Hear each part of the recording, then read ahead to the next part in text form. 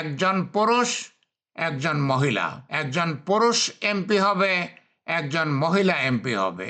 সেটা যদি হয়, ধরা যাক 150 জন পুরুষ এমপি, 150 জন মহিলা এমপি, সেটা হলে তখন মহিলারা তাদের দাবি আদায় করে নিতে পারবে। মহিলারা আর বাংলাদেশে অবহেলার পাত্রী থাকবেন না। মহিলারা অবহেলার পাত্রী থাকবেন না।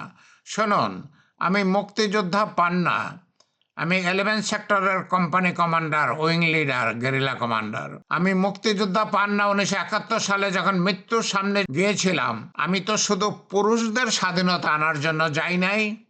আমার মতো আরও যে মুক্তিযোদ্ধারা ছিলেন, আপনাদের সহযোগিতায় আমরা যারা যুদ্ধ করে 1971 সালে বাংলাদেশের স্বাধীনতা এনেছি, আমরা তো শুধু পুরুষের জন্য স্বাধীনতা আনি নাই, আমরা পুরুষের সাথে সাথে মহিলাদের জন্য স্বাধীনতা এনেছি।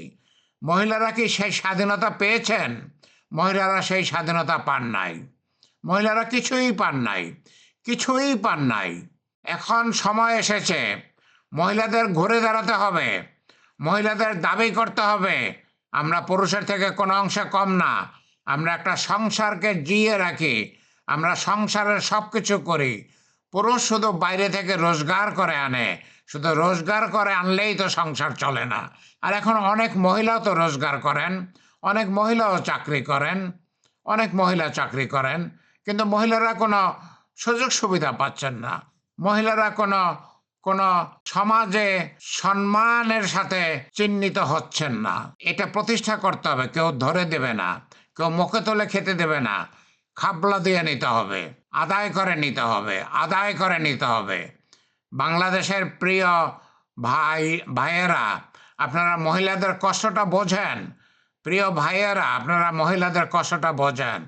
আর প্রিয় মা ও বোনেরা, মা ও বোনেরা, আপনারা আপনাদের দাবি আদায় করে নেন। আপনারা আপনাদের দাবি আদায় করে নেন। আপনাদের প্রথম দাবি হবে প্রত্যেকটা উপজেলায় একটা মহিলা থানা হতে হবে, যাতে পুরুষদের থানায় আপনাদেরকে যেতে না হয়। আপনারা যখনই প্রয়োজন হবে, মহিলাদের থানায় যদি হয়, আপনাদের প্রয়োজন আপনারা থানায় যেতে পারবেন। আপনার স্বামী যদি আপনার উপর অত্যাচার করে, অনেক সময় সন্তানেরও মায়ের উপর অত্যাচার করে, অত্যাচার যদি করে আপনি থানায় যেতে পারবেন। এখন পুরুষের থানায় গেলে তো আপনি যেতেই পারেন না, কিন্তু যদি একটা মহিলাদের থানা থাকতো, শুধু মহিলাদের জন্য একটা থানা থাকতো, আপনি যেতে পারতেন। আপনারা প্রথম দাবি করেন বাংলাদেশের প্রত্যেকটা উপজেলায় একটা মহিলা থানা থাকতে হবে।